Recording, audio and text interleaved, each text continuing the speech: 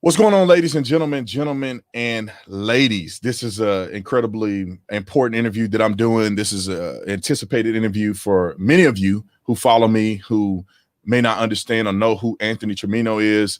I could just give you a brief synopsis. You could say to a certain degree I'm biased. I like him as a person. I think he's an incredible man outside of anything that we do in the interview. But I do want to introduce to some, get more acquainted, for others, who Anthony Trimino is. Obviously, he's in California running for governor of California. Hopefully, in the recall, there's some success. Beyond the recall, if Gavin Newsom doesn't get recalled, Anthony Trimino will be running as a candidate on a Republican ticket for the governor of California. Now, I'll say this real quick, and then I'm going to bring him in. There are certain things that I look for in a person who I would endorse or be, enthusiastic about when it comes to the gubernatorial race. And that's a person who has integrity, a person who is God-fearing, a person who has a track record of success as an entrepreneur or somebody who has managed people before. And all of those things in conjunction is the reason why I wanted to give Anthony Trimino an opportunity after I endorsed him in California. So without further ado, y'all put your seatbelts on and help me welcome Anthony Trimino. What's up, man? What's happening? How are you? I'm doing well, man. I'm doing well. Very good to see you. I love the background, man. It's so fresh and clean. And that's not a fake background either, and you know that. That's right. legit. That's real. This is I'm at my office still, and happy to be speaking with you. I miss you. Yeah, man. We gotta get some cigars going. Yeah, we do. Soon. But I wanted to start just ask you a few questions. There's some questions that a few people, that follow me wanted to know about, your run. And so I'll start with a couple questions that I have, and then we'll go to the questions that other people may have. And so when with all that's going on, obviously you don't have any, history in politics. Why did you decide that you wanted to run for governor of California? Sure. Because somebody had to, somebody that I could get behind and believe in. So as you know, my grandfather fled communist Cuba in the 50s. He came to the United States to pursue the American dream.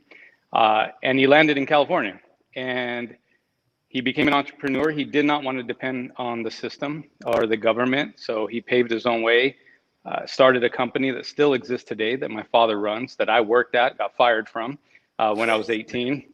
True story. My father wanted me to find my own way. And I built a life here. I was born and raised in California. I met my wife in California. We had our children in California. My business is here. Everything is here.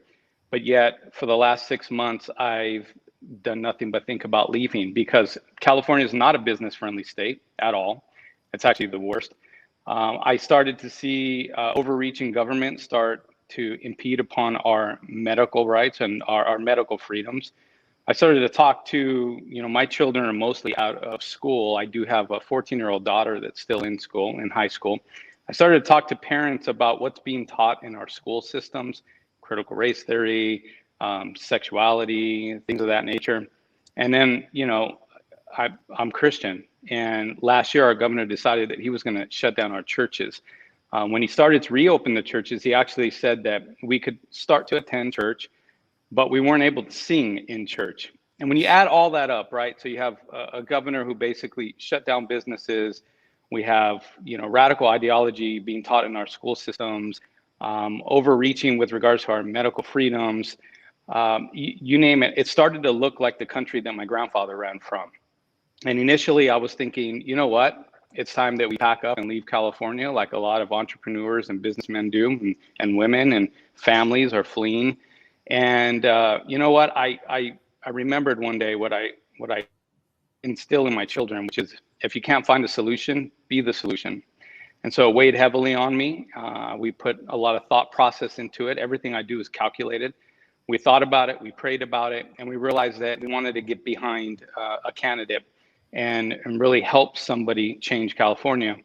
And we started to look at the landscape of the people that were running. We started to look at what they believed in. We started to look at their history. We started to look at their policy. We realized that there was really nobody that we could get behind comfortably and confidently that would toe the line on our, our beliefs, that would support small business the way we believe that small business should be supported. So one day we decided that since we couldn't find the solution, we would be the solution, and I decided to run.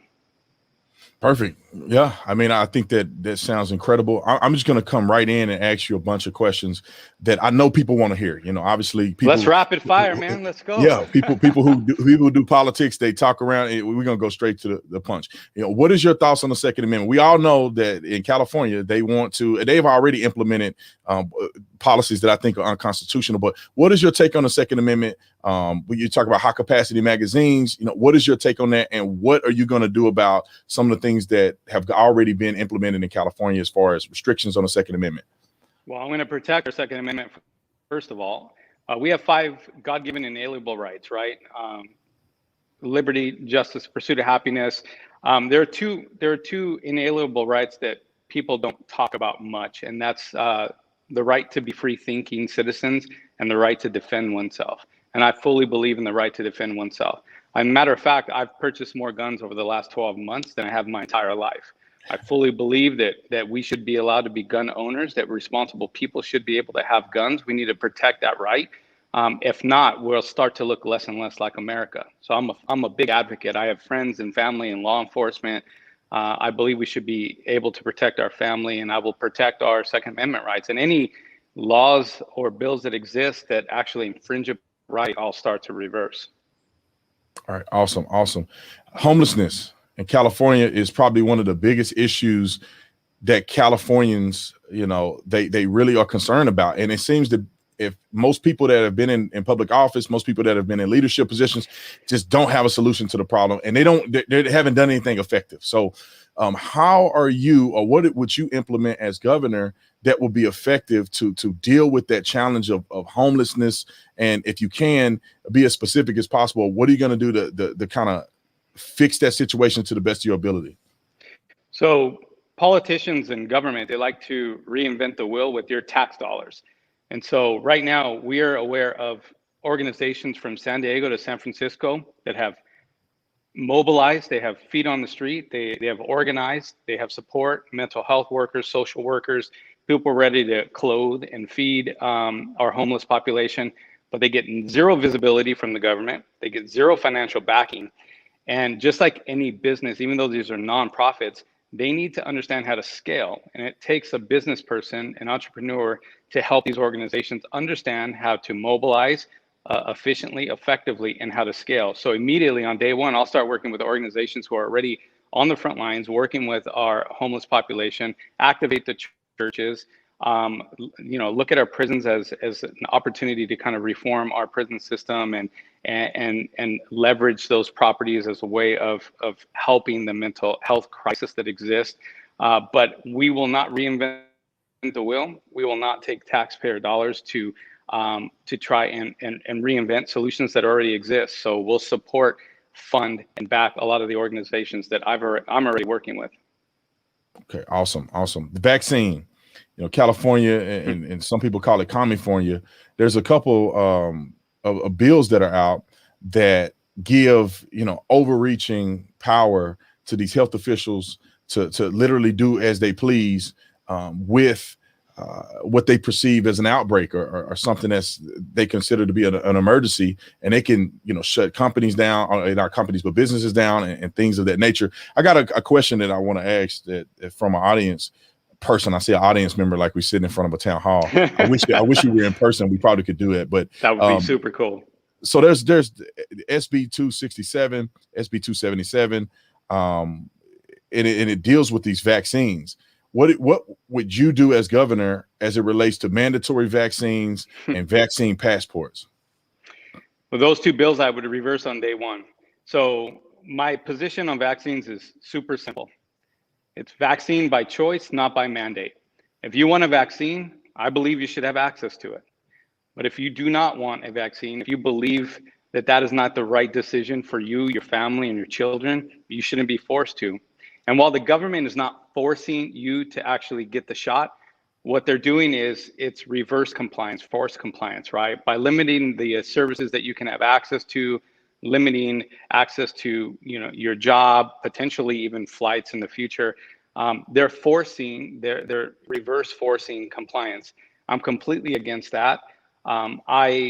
Because of my work, I'm connected to a lot of healthcare companies, hospitals, medical groups, insurance plans. I talk to physicians regularly that are on the front line. I'm talking ICU workers. I'm talking physicians that are treating COVID patients. And the truth of the matter is this: it's currently, the vaccines that exist are currently experimental. They're experimental drugs. They're not even FDA approved. And so the idea that we would force that on our population is completely absurd, especially our children. So I would protect our children, and I would protect your right to choose to get the vaccine or not to get the vaccine. That's simple. That's the one question I get asked the most. Right. It seems like a reasonable person will come to that conclusion. I want to follow back with the homelessness problem. Me and my wife was talking about this earlier, and it's an incredible challenge. Some of the things that you mentioned about the homeless issue and emboldening people who are already out there doing the work to, be more effective versus having a government implement these failed policies and experiment on taxpayer dollars. There is another issue with homelessness that I think that I would love to hear your response to, or how you feel about it. There are people who are outside of the realm of recovery, meaning that some people don't want to not live homeless. They want to be nomads. They want to be able to pee in the streets and do whatever they want to do and have this lifestyle of walking around begging and doing whatever they want to do. What are you going to do, or what do you foresee your efforts in dealing with people who are just refusing help? They're not necessarily mentally ill, or they want to just use drugs and sit around. What are you going to do about those individuals? We need to enforce our laws. We need to empower our police to actually police, and we're not doing that. Governor's not doing that. Our mayors are not doing that. So we need to get behind our law enforcement and equip them with the power and the authority to actually police. And if people are breaking the laws, we need to be strict.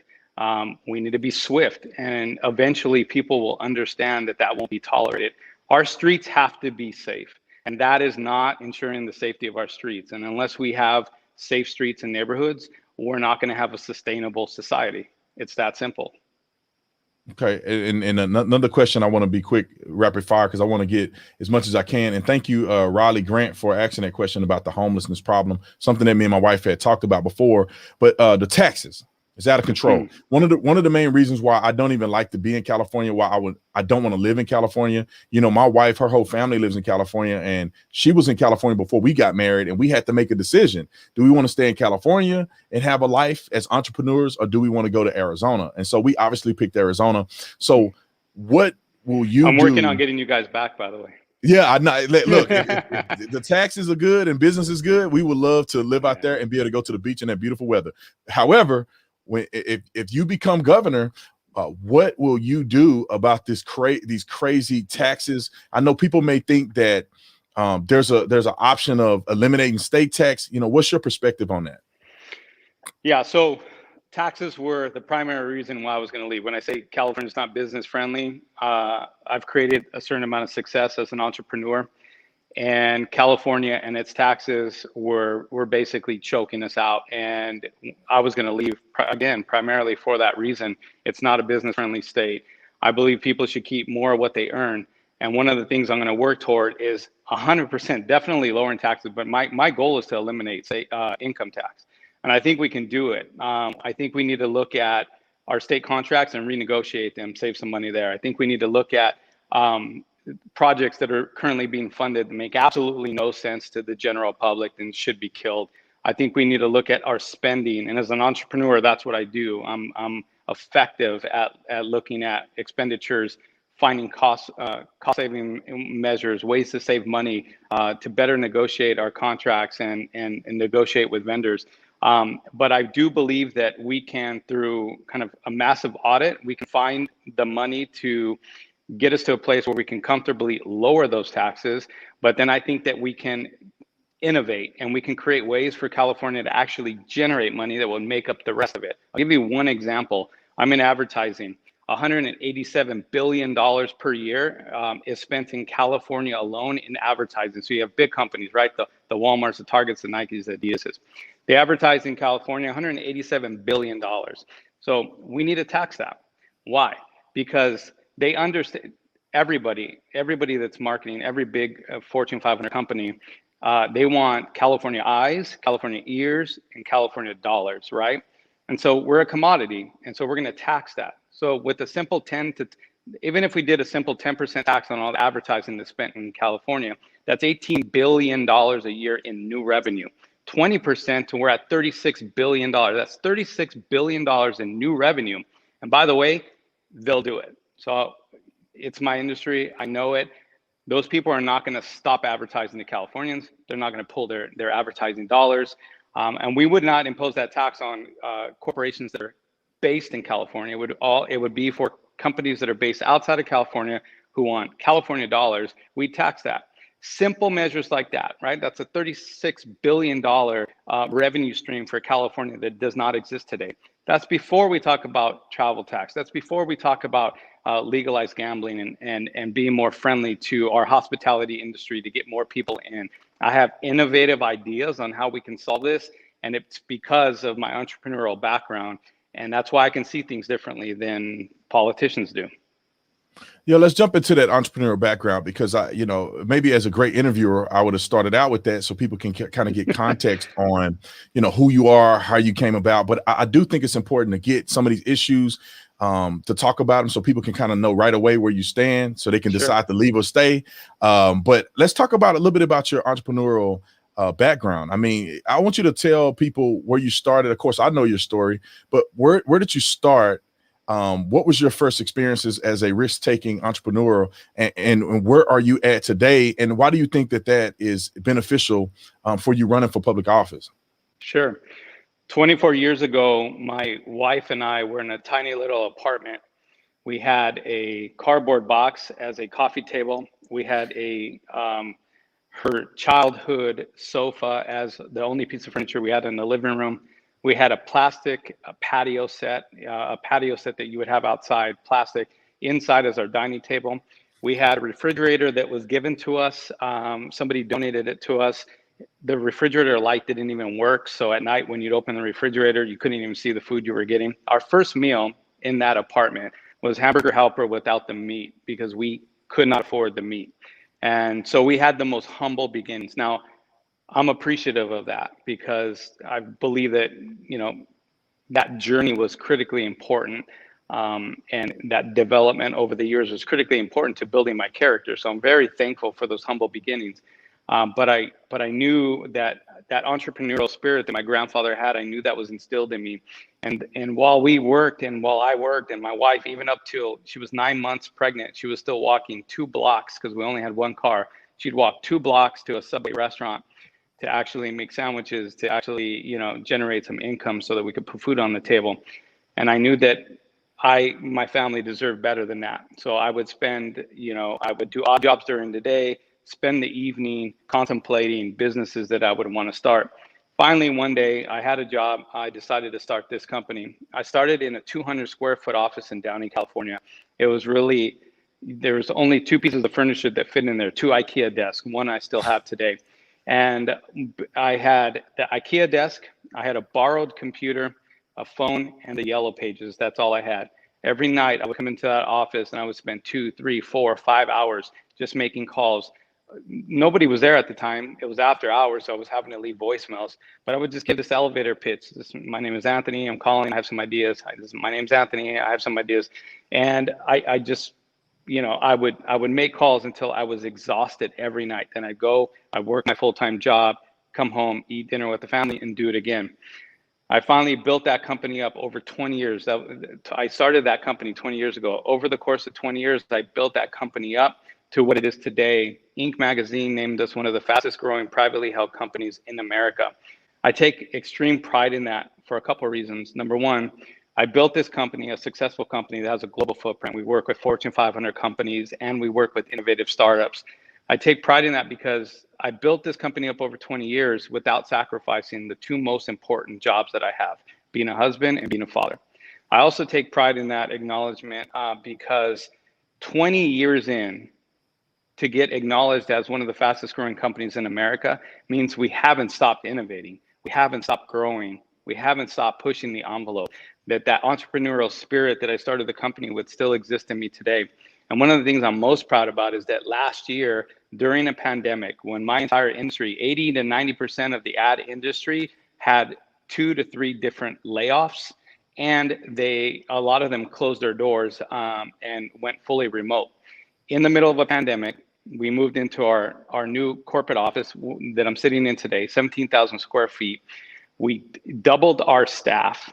We continued to innovate, continued to lean in and push. And last year, 2020, was our biggest revenue year ever. It's such a blessing and it's such an incredible story. But again, going back to why I was running, even though we were having a stellar year, the best year we've ever had, something I'm incredibly proud about, I would drive into work every day and see business after business shut down, franchise after franchise shut down. I'd see third generation restaurants owned by the same family shut down. They'll never open their doors again. I couldn't just sit idly by with the success that we were experiencing and not do something. So that's a little bit of the story of, what I do and how I got here. But my heart and my passion is for small business. It's for families. It's for protecting our rights. And so it was a long-winded answer to your question. Well, no, I think it's important. People need to understand these things. When you look at the person you want to vote for, it's going to be essentially the CEO of California. I mean, you want somebody to have a story, somebody to have been able to build success. It's not always a popularity context. Who's the cutest? Who's the coolest? That stuff is irrelevant. You need somebody That's what I don't get the job Brandon. done. That just blows my mind. The idea that we would contemplate electing somebody who's a career politician or somebody with no business background or a celebrity, it actually blows my mind. That's how we got into this problem in the first place. Electing politicians who don't know how to run businesses, don't know how to innovate, don't know how to invent, create. In my job as a CEO, working with so many companies across so many different industries, I get exposed to innovation constantly. Some of the solutions we have for California with regards to water and energy, I'm privy to those because I'm an entrepreneur, because I work with top CEOs and executives and inventors and engineers on the front lines of cutting technology that are changing the world. I get to, when I'm excited, I think about the day that I'm in Sacramento and I could pick up the phone and have a coalition of the brightest and best minds at the table working on all of the complex problems that California has. We need innovation. Entrepreneurs innovate. An entrepreneur takes something and they break it and then they reassemble it because they want to know how it works. They want to innovate. They want to make it better. Politicians don't do that. Celebrities can't do that. And if you don't have a business background, you wouldn't know where to start. Right. And I think that's one reason I like Donald Trump is that he had no political background, but he had a business background, empire. He worked with people all over the world. And I think that's incredibly important when you're in a position like that. So I got a couple questions. I'll try to make them real quick because I want to ask you a few of them. One is, what is your take or what is your thoughts about abortion? People keep asking that. I'm pro-life, period. End the story. I believe we need to protect all human life, even the unborn.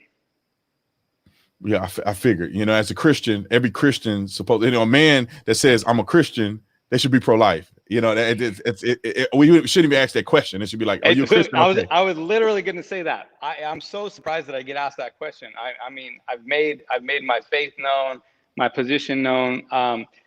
I can't imagine that somebody that's come out speaking on the topics that I've spoken about could be pro-choice. I don't get it. I'm 100% I'm pro-life. Without a doubt. And so people want to know, because, DeSantis is a rock star. DeSantis is really making waves in Florida. A lot of people, want to know, are you going to be that type of a governor of California? Are you going to make waves? Meaning that, what are you going to do about CRT? What are you going to do if the Delta variant and all these other stuff that they're pushing from the federal government? Like, what is going to be your reaction? I want to know first from the CRT perspective.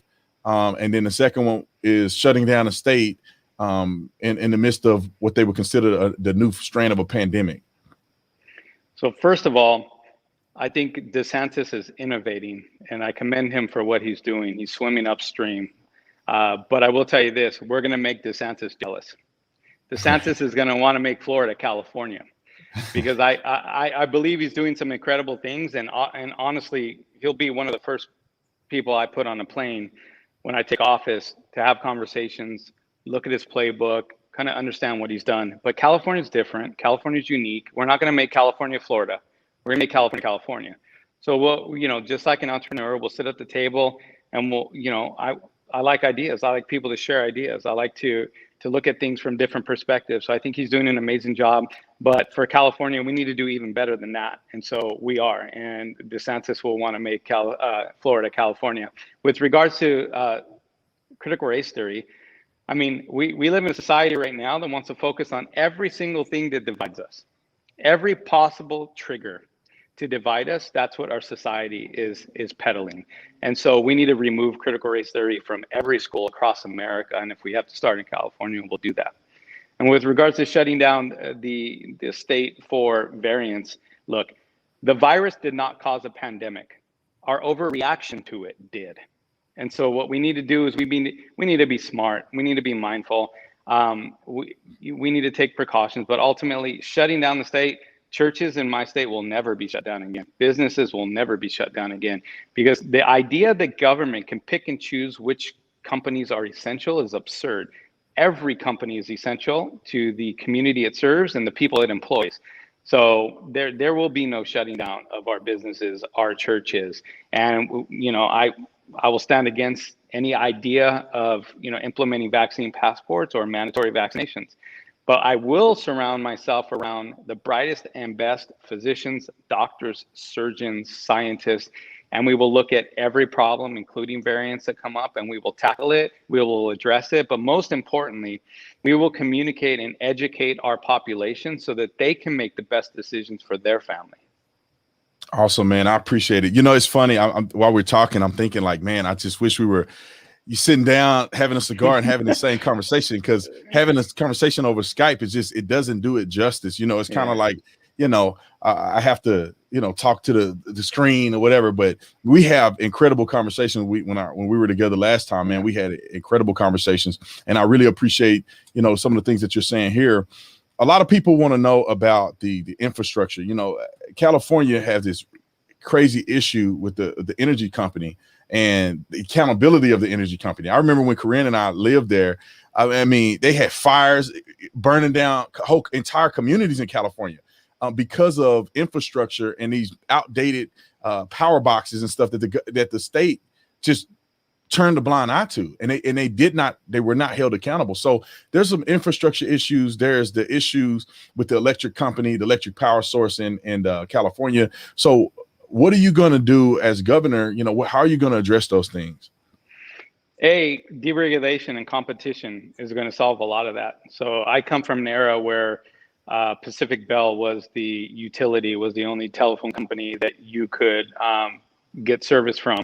And then the government came in and deregulated all the Bell systems and created competition, which allowed for better service and lower pricing. That needs to happen. We can't have monopolies, especially on utilities. But as far as our infrastructure and addressing the infrastructure itself, that's where the innovation comes in. I'm already talking right now with scholars, with engineers and inventors that are working on the latest technology, harnessing solar power, turning it into hydrogen, and then turning that hydrogen, those generators, the byproduct of that being atomic water. I'm at the table with innovators who are looking at energy, who are looking at all of our infrastructure problems, and they're looking at it through different lenses. And they're implementing these technologies outside of the United States. So one of the biggest energy plants right now is being installed in Mexico because of regulations here in California and across the nation not wanting that new technology because of special interest. So what we're going to do is we're going to open it up, and we're going to allow innovators to come in, look at our infrastructure, innovate, approach it differently, create solutions, multiple solutions, a multi-pronged solution. As an entrepreneur, you never put all your eggs in one basket, and so you diversify. So we're going to have a diverse set of solutions for our water, for our power, for our road, everything. And again, that goes back to understanding how to run a business properly and how to get the right people at the table. Yeah, awesome. Let me ask a couple more questions. I see some people, most people in the comment section, I can see that they love what you say. There's some people in the comment section that are critical. I would encourage anybody that's, listening to this, do your research. This is just a preliminary conversation that we're having. People need to do their research. Based on my research, I mean, I think you're an incredible guy. If I lived in California, I'd vote for you. I wish you could be the governor of Arizona. However, I think people need to, do your research. Healthy skepticism is totally fine. You just need to do your research, and it's very difficult because people, no politician is going to come out, or a person that's running for office, no matter if you're a politician or not, is going to come out and say, yeah, I'm a trash can person and I'm not going to do nothing that I said I was going to do. Nobody's going to say that. So people are going to have an answer that, is somewhat can be perceived as politically correct. But here's the thing. I'm not a politician, so it's very difficult for me to be politically correct. Anybody who knows me knows that I'm completely authentic, transparent, and my wife actually says, that the best and worst thing about you is how transparent you are. She's like, sometimes how transparent you are. You just say everything on your mind. And she's like, at the same time, I hate that about you. That you say, you say exactly what's on your mind. The truth of the matter is, politicians have an answer for everything, but an entrepreneur has a solution for everything. And that's what's different. Oh, I like that. I believe it. I guess it's a biased interview for me because, man, I'm as soon as we met, man, I was blown away at how authentic you are. And the thing is that there's not a lot of authentic people out there. There's not a lot of genuine people running for office. I mean, I encounter people all the time that are they're narcissistic. They want to run for office because they want power. They want, look at me. These people don't have integrity.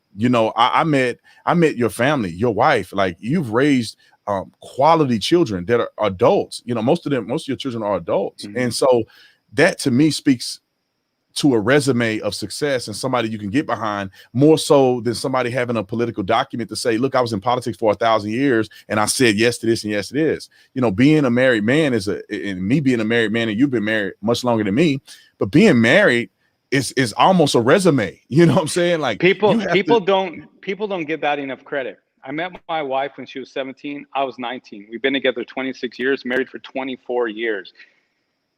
To a lot of people, that may not seem like something significant. You being a married man, you know exactly how significant that is. That means that you're committed, you stick to it, that good times and bad, you stay the course. It speaks to someone's character. It just does. I mean, being able to be married for as long as I have, raising the children that I've raised, I mean, you're right. That's part of my resume. The business that I have, it's public, it's transparent, it's in the open, there's nothing to hide. It is what it is. You can come and sit here.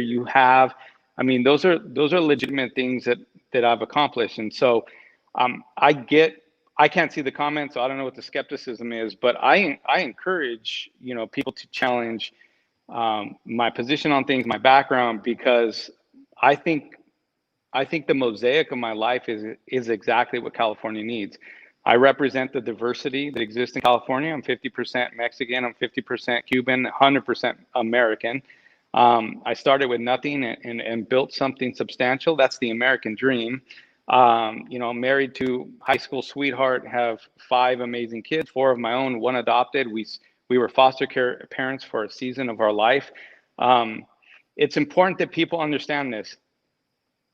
There is no selfish pursuit in my running for governor. Nothing at all. It would benefit me greatly, and I mean greatly, if I were to pack up my business and move to Florida.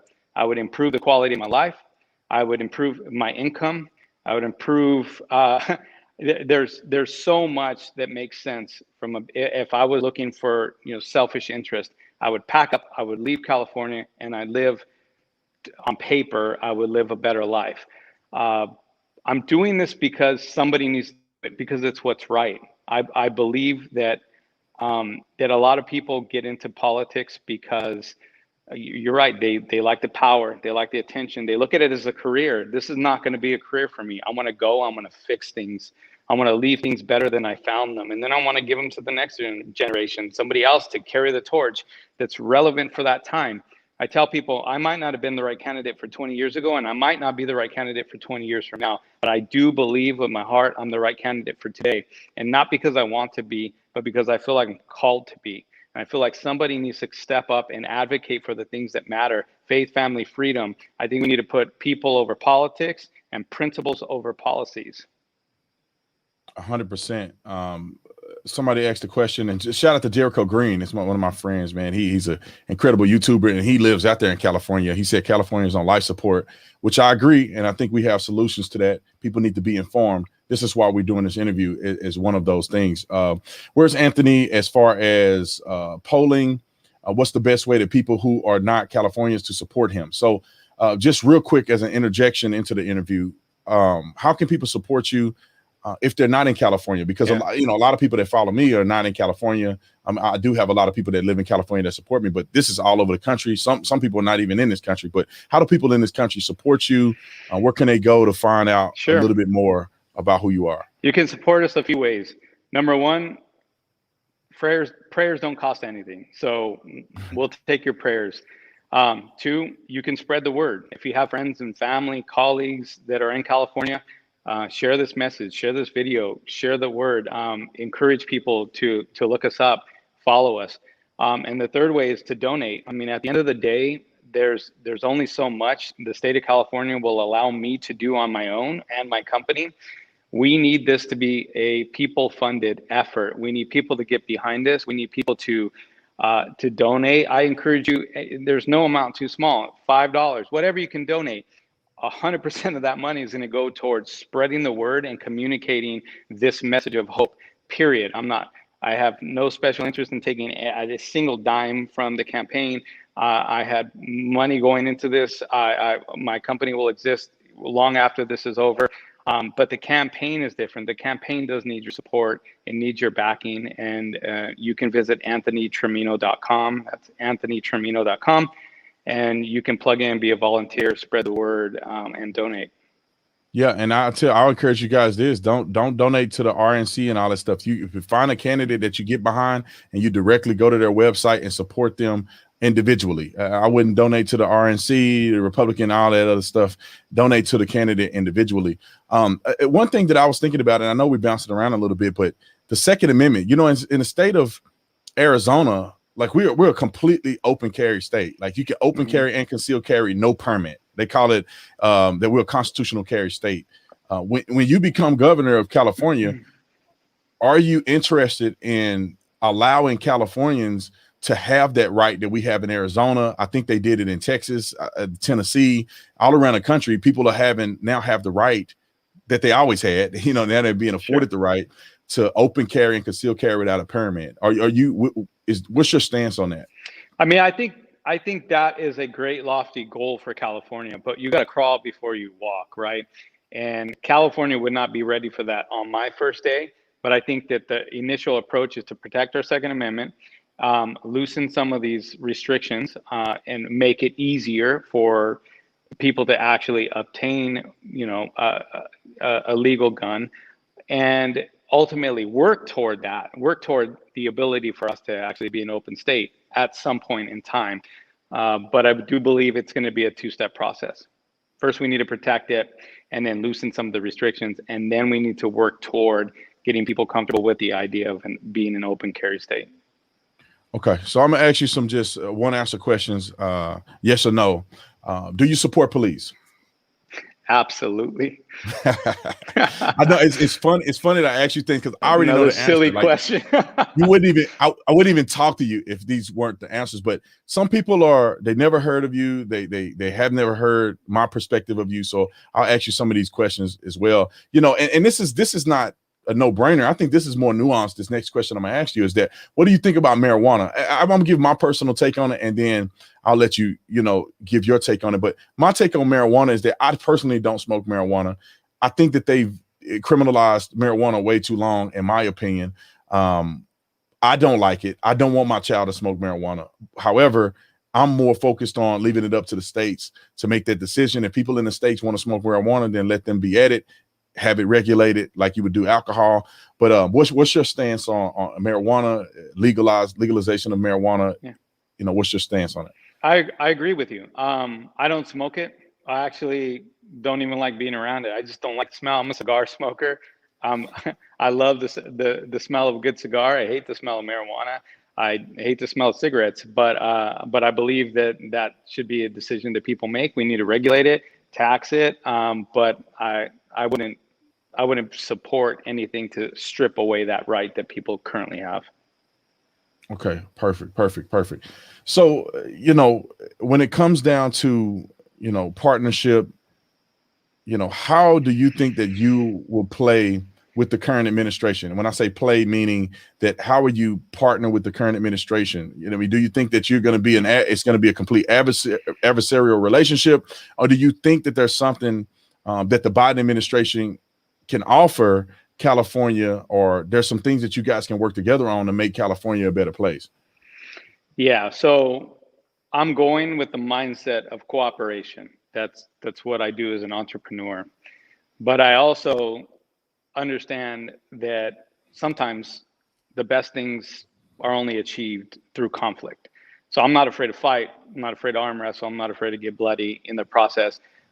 I would hope that I can go and find common ground to negotiate and to work collaboratively together for the better good of California and the nation as a whole.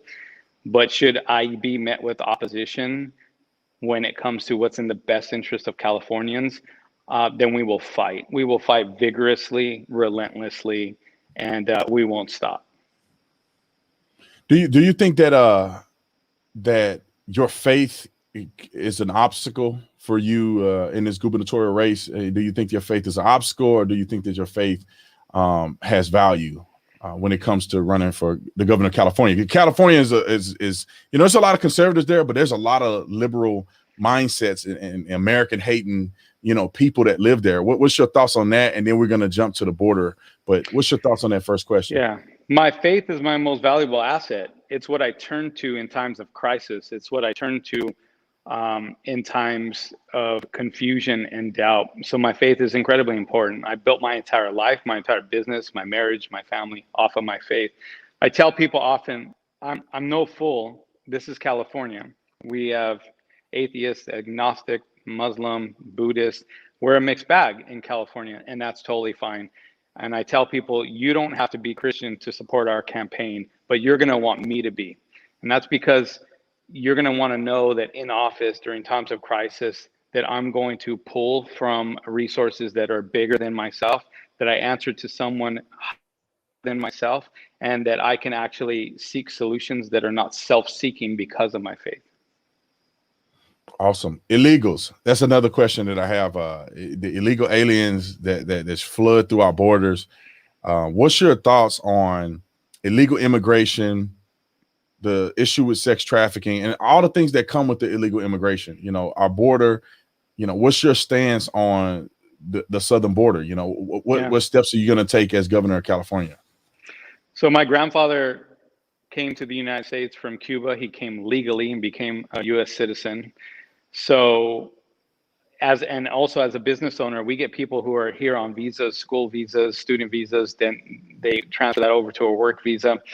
We're seeing our laws and our immigration laws work favorably for those that follow them. But I often tell people, look, even heaven has gates. And that means that we need to have a very strong border, that even though we're a country that is very accepting, that's open to all, without strict borders, without immigration laws, we have chaos, and we cannot have a sustainable, safe society with chaos. So I'm all for strict border laws. I'm all for, coming against and standing against and fighting against illegal immigration. I think there's a proper way to do it. And the fascinating thing too about this journey for me is if you have a very strict stance on immigration, but you put that same message into some of the other candidates that are running, it's going to fall on deaf ears because they cannot relate to the public that they're talking to. And so I get to be an advocate for safe and secure borders, but I also am going to have validation because I come from immigrants. And so I think that I can finally have the necessary dialogue with people that have immigrated here legally and illegally, and they can understand where I stand. And I think we can have a healthy dialogue that hasn't been something we've been able to pursue prior. So I'm really looking forward to speaking on immigration, talking about it, explaining to the people that have come here legally why we need to stand against it, the burden that it puts on taxpayers, and why it's not good for our society. Yeah, sounds incredibly good to me. For the people in the comment section, if you're asking questions, we've already answered those questions. You can go back after the live stream is done. We'll categorize every topic that we touched on so you can see it. Because some people are jumping in late and you're asking questions that we already answered.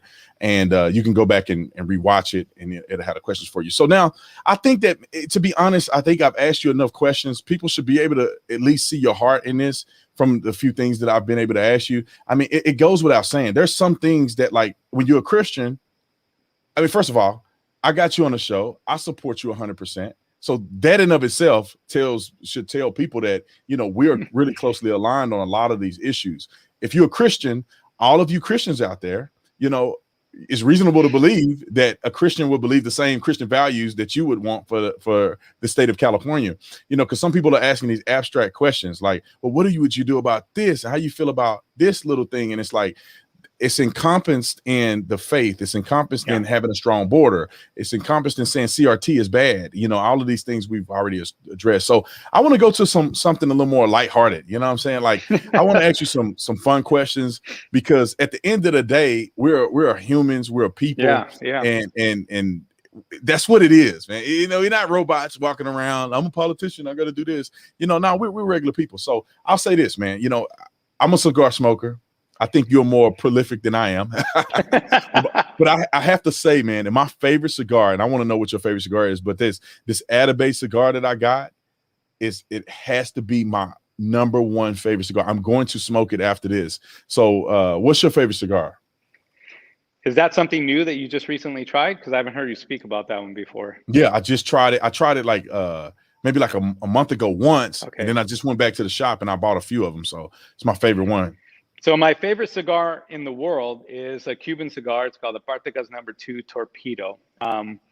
That's my favorite cigar. Very difficult to get, obviously. So next to that would be Avo. So I smoke on a daily basis Avo, which is a Davidoff brand, but it's a sub-brand from Davidoff, and it's just smooth. It's like having a nice cappuccino after a meal. Yeah, I have the Avo. I think you when we met up, you had one that I smoked, and I said, man, that one is nice. But for whatever it is, this Atabay is like on fire for me. So just like with wine, you develop a palate for cigars, and you'll find that you'll have seasons where your palate will change. So there's some cigars 2 years ago that were my favorite that I can't smoke anymore because I just don't like the taste. And so you'll find how your palate works, and you'll find the cigar that you like for a season, and then you'll watch, just like wine, eventually you'll fall out of love with it and you'll try something new. And so that's where your palate's at today. We'll see where it is in a few months. Yeah, awesome. What's your favorite Bible verse? Mine is Acts 2:38. That's what I got saved on. What's your favorite verse? Yeah, I get asked that a lot, and honestly, my answer is the same. I don't have a favorite Bible verse, because for me, the word is living, right? It's alive. And so there are different times in my life where, there was a period of time in 2008 where I was just about Psalms. Like, it was just, everything for me was Psalms. I was in a year of just prayer and wanting to find ways in which to pray. And so I just felt that Psalms was fitting for that time in my life. And on this particular journey that we've been on, so many scriptures have been given to us. The one right now that I'm just holding on to is He'll make ways in the forest and rivers, and He'll provide rivers in the desert, because I feel like it speaks to this journey that I'm on when I'm asking God, like, hey, I know why you want me to do this, but how is this all going to happen? And I feel like He reveals it to me in a verse like that. I'll make a way in the wilderness and rivers in the desert. And that was His way of telling me, like, you don't need to see the path. I'll make the way for you, and then I'll provide rivers in the desert. I'll replenish you. I'll give you what you need to sustain you on this journey. And so, and then I have a lot of people praying for us on this journey. and they're constantly giving me prayers and verses that are meaningful for that day or for that time. But I mean, the word is alive. And so, I never just land on one. Awesome. Somebody asked, do you speak Spanish? Yes, I understand 99% of Spanish, and I can speak conversational Spanish. I can speak 80%. I've been asked to talk on the campaign in Spanish about technical issues and about policies, and I probably flub a little bit through it, but English was my first language. I had to learn Spanish to speak to my grandmother, who was Cuban. She refused to learn English. On her deathbed, she spent her entire life not uttering a single English word. She was just defiant that way. It's that Cuban, thing about them. I don't know what it is, but I had to learn to speak to her. So I'm very good having conversational Spanish. All right, awesome. Let me see. What's your favorite sport? My favorite sport, I would say right now golf, because it's something that I enjoy doing. As my kids were growing up, we went through seasons where it was baseball, then basketball. I never got into football so much, but I think right now golf. Somebody said, Trimino, do you have a Cuban accent? So funny enough, and I tell this story, I've been to Cuba about 7 or 8 times in the last 3 or 4 years. And the first day I get there, I'm stumbling through my Spanish to kind of get comfortable. By the second day, I've got it going. By the third day, I'm with an accent, and I'm full on slurring. I'm like slang, and it takes me a couple of days when I get back to stop talking like that. So. Yeah, that's funny. What's your favorite movie? Do you watch movies? I do watch movies. I have a few. One that's Oh Brother, Where Art Thou is one of my favorite movies, because of the story of salvation that's threaded through that entire movie. It's one of the classics. The Gentleman right now, I've probably watched The Gentleman, ask my family, 300 plus times in the last year. I love it. I love the storyline. So I'm a big Quentin Tarantino fan as well, so I like a lot of his movies. I like his approach to storytelling. That's awesome, man. If you could fly anywhere, you can go anywhere in the world. Who knows? You may have been in a lot of places in the world, but if you can go anywhere in the world outside of the United States of America, where would it be? Right now, I would go either to Greece or back to Italy. We spent some time in Italy a couple of years ago, and we didn't get to spend enough time there. So I would love to go back to Italy. My wife is Italian. She's Italian and German and a few other things peppered in there. But I just, being Hispanic and especially being Cuban, Italians have a lot of that energy and that hospitality. And I love to eat. I'm a foodie. So I think I would go back to Italy and spend some time there. That's awesome. Somebody asked, do you have a cute nickname for your wife?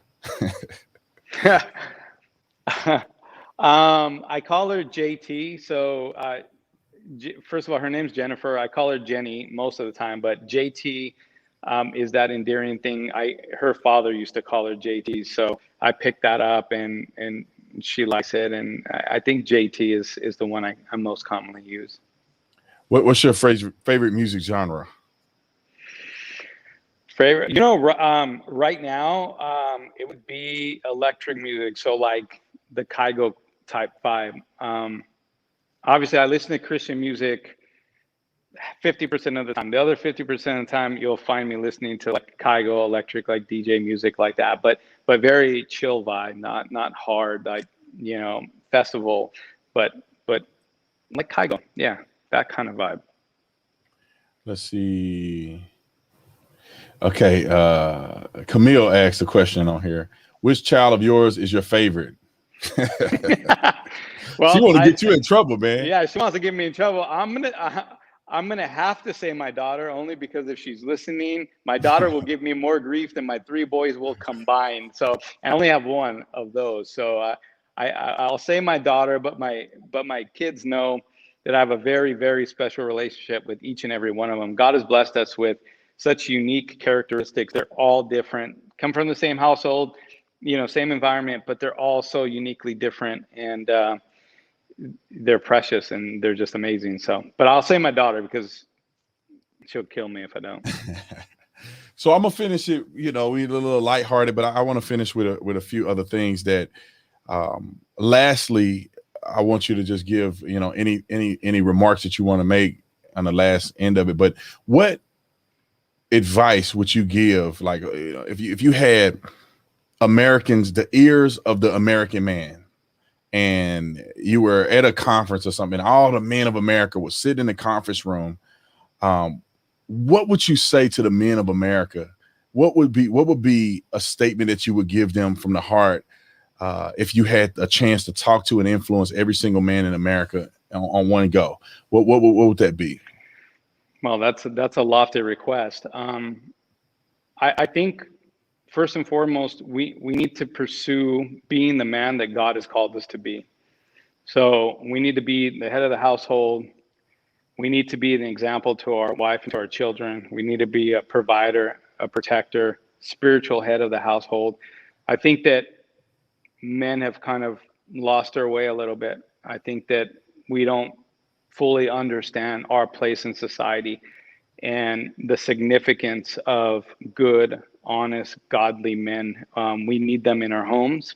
We need them in our businesses. And we need them in government. And I think that if you look at all of the problems that plague the United States, and especially California, if you look at homelessness, you look at our jails, you look at crime, you look at drug abuse, you look at our foster care system, you can usually, not every time, but you can usually trace it back to a missing father figure in the home. And if we as men were to stand up and be the men that God called us to be, we would be able to fix at a core level so many of the problems that plague the United States. The family unit is the most important, precious thing.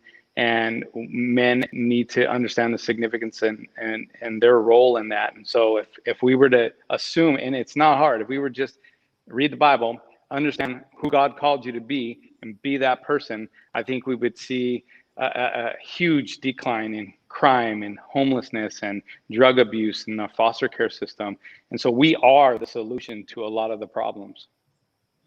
Awesome, man. I love that. I'm big on inspiring men, because I feel like the rise and fall of success and failure of our country is dependent upon the men. It's on the shoulders of the men. It doesn't matter what anybody else do. The men are responsible for the success of this country. And I'm not saying just responsible, meaning the only ones working for success, but when the rubber hits the road, who they're going to look at? They're going to look at the men of this country as the fall of this country or the success. The same way at the household. Nobody's going to come up to your wife and knock on the door and say, well, why is the family, why are the family in a predicament that they're in? They need to talk to the father of the family and say, he has to have an account of why his family is in a particular situation, whether it's incredible success or not. So I think that's invaluable for us to really just implement this godly mentality into young men and men who are of all ages, so they can grow up and be in their position. When they get in position and they align themselves with God being the head of Christ, Christ being the head of the church, the man being the head of the house. I mean, that's prime time success. So I'll leave it. We got about 2 more minutes. Is there anything that you would like to add? Any final words that you would like to say to the people, things that you may not have been able to address before in the interview? If you got something you want to add, this is the time to do it. Yeah, I mean, I think we covered a lot, but I really want to speak specifically to those people who are either on the fence or perhaps considering another candidate because of their political background. As an example, we don't need another politician in California. Our liberties and our freedoms are under attack. Our children are under attack. Our businesses were under attack. Our healthcare freedoms are under attack. We need somebody who is going to innovate, who's going to fight. I'm a business owner, so I'm going to fight for small business. I'm a father, I'm going to fight to protect our children. I'm a believer. I'm a Christian. I'm going to fight to make sure that our churches never close again. I know how important it is that healthcare decisions get made at your dinner table and not in Sacramento. So, politicians have gotten us into the mess we're in now. We don't need more politicians. My resume is not in politics, but California doesn't need politics. California needs someone that's going to innovate, that understands how to run the state like a business, someone who's compassionate, who has a family, who is rooted in good moral values. I mean, if I wanted to play to the masses, I would only be talking about water, energy, fires, taxes, homelessness, because those are the political talking points. What have you all heard me say? Go to the website and read. Go to my Instagram account and read all of my posts that I post myself. What am I talking about? I'm talking about faith. I'm talking about family. I'm talking about preserving our communities and all that is good in California. I'm talking about rekindling the American dream my grandfather fled Cuba to pursue. All of that is under attack, and we need a new approach. And I've been raw, I've been consistent, I've been transparent. So I just urge you to reconsider traditional logic and pray about it and think about it and research and really invest some time in understanding what we're bringing to the table. And I would be honored to have continued dialogue. And if you have questions, please submit them to me. I try to respond to as many DMs as possible. But at the end of the day, our freedoms and our liberties are at stake, and we need someone that's going to advocate for our families, for our businesses, and for our freedoms. And that's exactly what I'll do. Awesome. And then how can they donate to you? Because I know, I mean, I don't know what your financial budget looks like and what you need, but I guarantee you that anybody running for office can use support, and people may want to support you. They don't live in California, so they can't vote. But however, they can still support you in other ways. So where can people go to support you? It's a funny thing. You have a lot of these people with big names. They get a lot of financial support right out of the gate. But we're believing on, building momentum. And we believe that this will be people funded, and we do need your support, however big or small. And you can go to anthonytrimino.com. and you can click the donate button and you can donate. You can reach out to us. If you have fundraising ideas, if you want to host an event, you can reach us at info@anthonytrimino.com. But I encourage you to get active. Nothing's going to change if we just sit idle. You got to take all of that anger, that frustration, that righteous anger that you have, and you need to funnel it and get behind somebody. And we hope that I'm the candidate that you can get behind. 100%, man. So I thank you, Anthony, for coming on. Like I said, man, you're my brother. I think you're an incredible man outside of politics, outside of running for governor. I think you're an incredible, inspiring person, and I think that's important. I want to feel inspired by somebody. I don't want them to just be some robot in office that you just hit the lever for and hope that they're successful at some point. It's like you want genuine human beings that care, that love, that have a resume of success as a person. We got a lot of people that fail as a person, but they're good at politics, but they're a failed person. They're in girls' inbox, DMs and stuff, or you got people who are running for the wrong reasons, or people that can raise a lot of money, but they don't have a genuine perspective. They have never seen real money before. These people are not managing money properly in other campaigns that they've ran. So I want people to take that into consideration. But I want you to hang around, Anthony. I'm gonna finish it off. I want you to hang around. I want to have a conversation with you after the live stream. But God bless you. Y'all go and support Anthony Trimino for governor of California. I think that he is the solution for California, hands down. I'm open to talk to other people. They want to come on here, I'll bring them on live. I'll give them a chance to give that little spiel. But I definitely think that Anthony Trimino is the number one choice. So I appreciate you, Anthony, man. Thank you for coming on. I appreciate you too, brother. All right. So my camera wide. One day I'm gonna get this together. I've been doing this for I don't know how long, and I still feel like a rookie. My camera don't look that good, and then I gotta zoom in and zoom out, and it's all weird. So eventually I'll get it together. It'll be ready to go. And I appreciate all the people that have supported me. So thank you guys. I really hope that you do your research. I'm not God. I can't make you do something, and I'm not telling you to do everything that Brandon Tatum does. However, this should give you a perspective of another person who you may have never heard of, and a person that I believe in, a person that I think will be a good person to be the governor, a leader, the CEO, the manager of the state of California. So do your research. Go on his website. Go and research him. Look at what he's accomplished over the years. You know, go and look at his Instagram page. Go look at his family. I mean, follow his family members. Stalk their pages. Look at their pages and see how they act and see how they, you know, operate, because it tells a lot about the character of a man, is the kind of family he leads and the people that are his family's children. You got a person that kids are cutting up and acting a fool and in and out of jail. I mean, I honestly believe that has a lot to do with you as a parent. It's not just they're a bad apple. It's just you've raised them to be a certain way. You need to take accountability for that. But anyway, AnthonyTrimino.com. Go on, visit the website, support him if you believe in him. Do your research so you know who you support.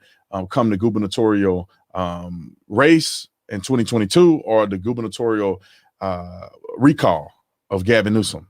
Regardless of what you do, vote yes first. Don't forget to vote yes to recall Gavin Newsom if you live in California. All right. I love you guys. I'll see you on the next one. I'm out.